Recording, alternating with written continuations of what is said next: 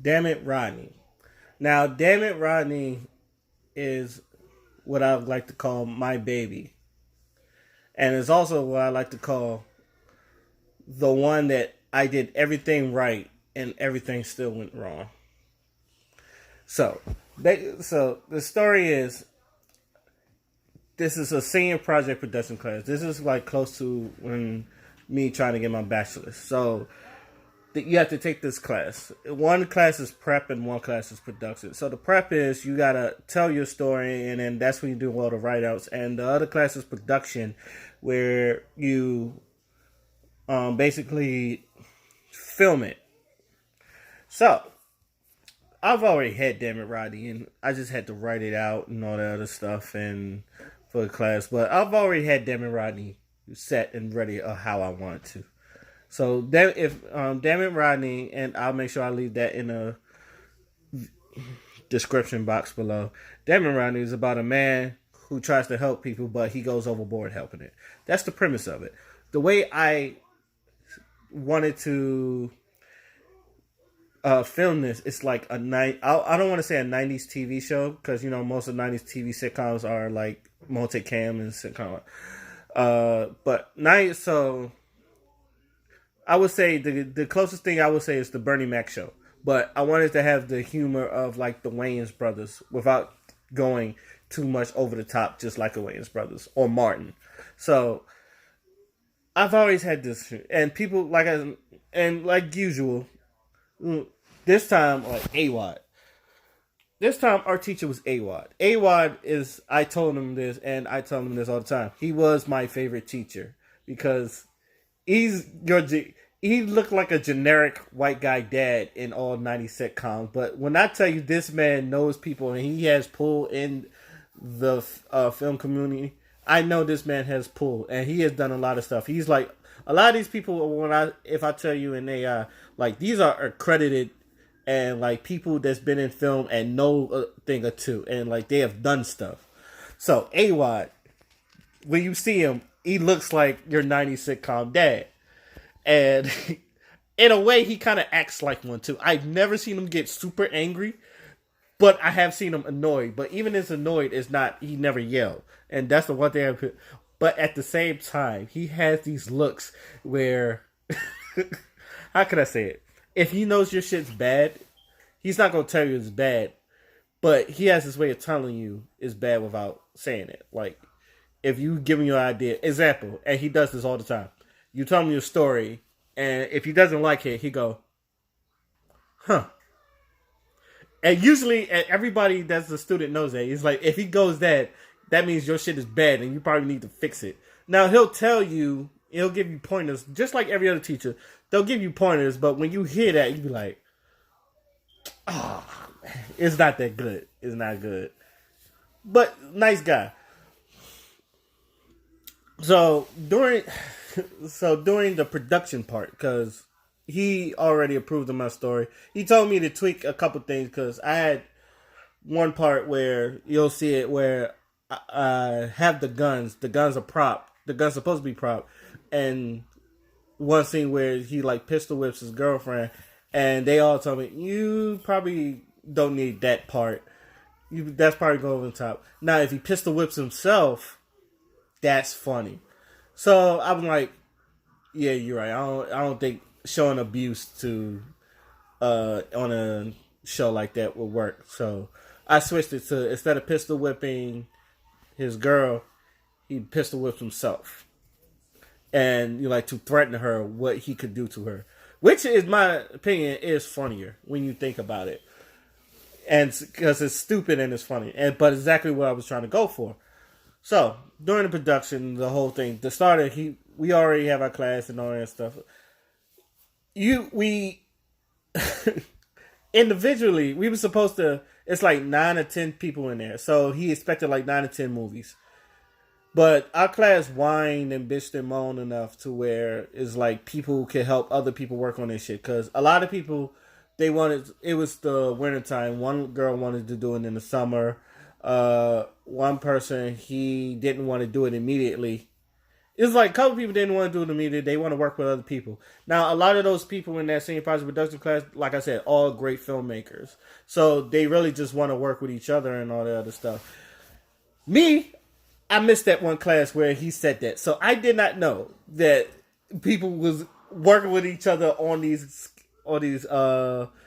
films. So I'm like, so we're not putting in 9 individual films. So it's more like 4 or 5. So it went from like 9 to like 4 or 5. And I'm pissed because I didn't want it. Like Dammit Rodney, even though people wanted to see Dammit Rodney, I was like, I could have jumped on someone else's film and like got credit. But I don't think AY would have let me do it anyway. I think out of all the people you wanted to see mine, I think that's because it was really written well. So I missed that. So it wouldn't have mattered anyway, because when I told him the first week, he said, when are you going to start filming? Because you have 11 weeks to film it. He said, when are you going to start filming? So everybody was like, maybe week 6. That. I told him, I'm starting next week. He was like, and he looked at me and he went, huh? And I looked at him and said, nah, don't do that. I like, look, don't do that. I know what you're thinking. But like during the break, like I've already had everything scheduled up. I've already got the place and all that other stuff. Because not only you had to like write the script, you had to where you was going to locate it, a little permits and everything. You had to like legitimately get shit done for it. So I told him I have everything planned out. I planned ahead because usually I'm a on the spot planner. Like I would plan it on the spot instead of just like planning ahead. This time I planned ahead. I got all the actors. I got my best friend. One of the girls, her name is Ebony. She's the one that plays Monique because she wanted to be in my videos real bad. So she went from having a silent role to and Get Over It to having a speaking role. So she wanted to be in it. I said, all right, but don't let me down. So I look at him and said, hey, Watt, yeah, I'm doing it next week. And everybody looked at me and was like, damn, you trying to get this done. I was like, look, I've already had the plan in. I can knock this out. Boom. He was like, you probably, and he looked at me and go, huh? You probably should wait maybe a week or 2 and all the other stuff. My stubborn ass, I was like, look, I already got it. I'm sure everything is good. So I got my crew. That was none of the people. It was like I had my own crew because, they needed some audio quality themselves. And I was like, all right, hands, we help each other out. So they was like, who'd you get? I was like, Ebony. And a lot of people, they were skeptical about it because, they don't really trust a lot of people, which is understandable. So I was like, look, they told me they was going to do this and all that other stuff. So that day when it come filming, I go to my man's house. We get all this shit done.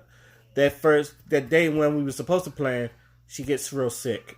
And I said, are you fucking kidding me? Now, you getting sick, I can't help that. But I was really heated because before I even had to do that, I had to check it out for the whole weekend. So I'm checking out all this equipment just to make sure I got the right shit. I'm staying over the brother's house just to make sure I get it all set up just for them not to show up. I gave them all the address and all that. So, and that doesn't go well. The next week, all right, she's like, all right, can we do this next week? I was like, all right, we're going to try to do it. Actually, I said not next week, but, in 2 weeks, we're going to try again. We try again. She comes. A lot of other people didn't show up. Some people showed up, some people didn't. But it was still enough to do it. Now, I tried to use the school equipment's camera. Now, around this time, I did have my own camera for Get Over It, and I should have shot with that, but I didn't. I have we was trying to use, the camera equipment and all that other stuff, and their tripods. And their tripods are fucking terrible. And the one tripod I tried to get for myself, I couldn't get. So I had this rinkety-ass tripod that was fucking up my shit. So during that filming, everything was going well. It was flowing, everything, the shit was funny and all that other stuff. She was still arguing with people that don't need to be arguing. She was arguing with people that don't need to be arguing with and all that other stuff. And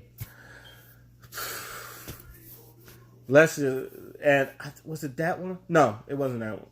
She anyway, we get all that done, and I look at it. So the next day, no, that Monday, I go and try to edit the stuff. So I'm like, all right, we got all this stuff and edit it. The Adderall sometimes the sound went out, but I felt like we still got enough shit to like, all right, I can at least bring something in. So I go and I put everything. The file is corrected. Everything on there is corrupted. I said, are you fucking kidding me? Everything's just not working, corrupted. All that film gone. All that whole day's work gone. And I laughed. I just bust out laughing. Because I was like, it would happen to me. I just started busting out laughing. It was like, it could happen to me. Now, I told y'all, there's people that try to work on other people's projects because they didn't want to do theirs. One of them was Lisa. Now, she wanted to be a production manager on my joint, and I let her do it because, you know, she gave me a production book that I still have here and I'm still using. And she did all that good work with all the people and the pictures and all the other stuff. I did all that paperwork stuff for her, so I didn't have to do it because I suck at writing production books. But she can write one, and another girl in class, she could do one, but I got her. And she, let her know, she gave me a good ass production book, and I'm happy for it. But I told her, I said, she looked at it, she said, since you ain't really got no sound, it was like, you probably want to do it over, and she wanted me to do it over anyway. So I was like, think about it. So once I realized it was correct, I started laughing. I was like, damn. That shit, like, it was corrupted. I couldn't do nothing about it. So, go to my homeboy. I had to talk to him. I said, I got some good news and I got some bad news. He's like, all right, hit me with the good news first. I said, good news is y'all did a phenomenal job. Y'all acting was on point, and the film came out great. So he hit me with the Martin Lawrence, This Face Belongs on the Tizoo, and it was like, all right, what's the bad news? Everything is corrupted, and I have to film that shit again. And he was pissed because the house we was filming, it was his, but he was getting engaged and moving with his girl, and they was going to move out in Virginia.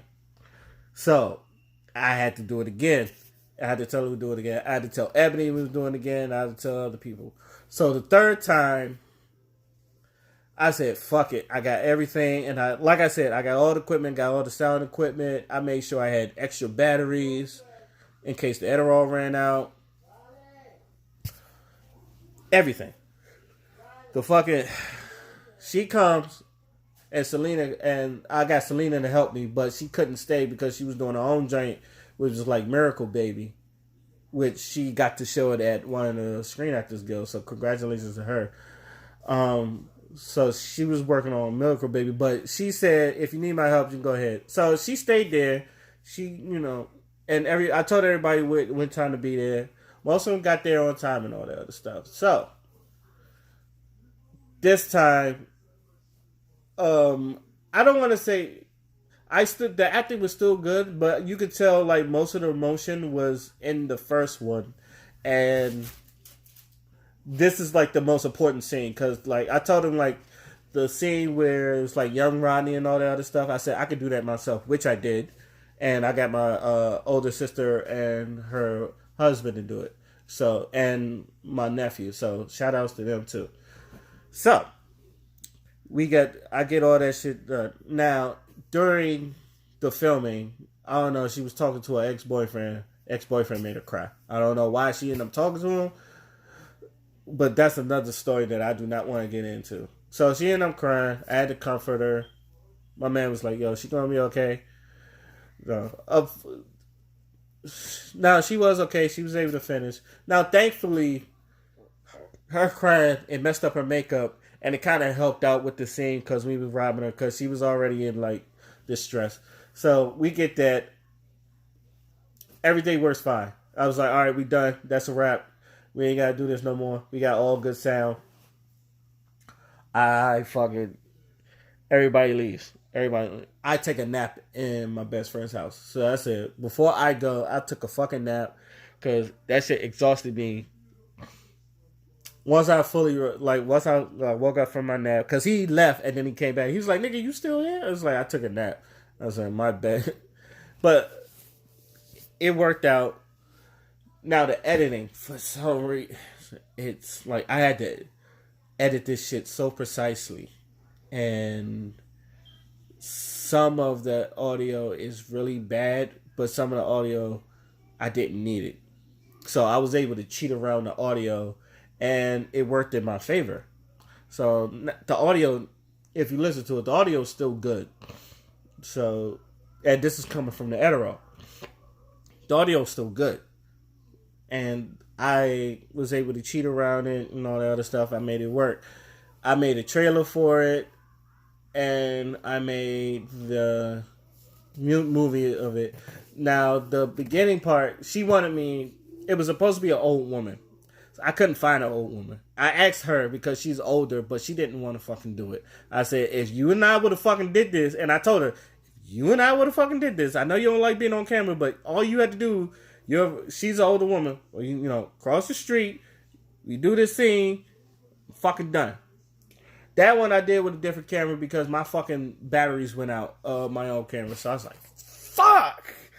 And I let out a big ass fuck because I thought I had my camera charged. I thought I had the batteries charged and all that other shit. So this is why I have more batteries in my camera. Life lesson. So I ended up getting one of school cameras. School cameras worked out enough so where the quality wasn't bad, but it's, to me, probably because I filmed it, it is noticeable. But it's not, the quality is not bad. And I knew how to work that type of fucking camera anyway. I couldn't get a digital camera because they was all checked out. You know, photography students. And this was closing. So I ended up getting everything. I had to buy an old person wig for Kayla. She kind of like helped me jump in again. And get that front part done. And then the last part I had to do was the whole young Rodney family scene. I got my little sister to do that. And that one actually went flawlessly, but funny part is the husband, he didn't want to put that many lines, so he had to split that up with my sister, and that's why she gives him the life lesson and all that other stuff, which still worked out fine. And my sister was excited about it. She actually liked seeing herself on the camera. That works out fine. So now I have 3 weeks to edit this shit. Now, maybe even less than 3 weeks. And when I told you, every day I went and I stayed until the late nights every day to edit that shit, to at least get it to where I was satisfied with it. To this day, I'm satisfied with it, but you know, it could be better. But I got all the good things out. And I show people Dammit Rodney too, but I still show people Get Over It. Dammit Rodney is really funny if you really look at it. But Get Over It, I show people because, you know, I think probably because I had more fun with that. But Dammit Rodney is still one of my best work, in my opinion. So I show a lot of people, and they say, yeah, this shit is really, really fucking funny. I showed my sisters, they laughed at it. I showed AY at it. He was appreciated because, you know, a lot of people was really showing videos, and a lot of people didn't really have finished product videos. I was one of the few people that did. It was like me, this brother named Kelvin, and this dude named Eli. Like, we were supposed to get like 4 or 5, end up with 3. So he was really happy, and everybody was like, and everybody really enjoyed my shit, and watching them laugh, and they said it was really good.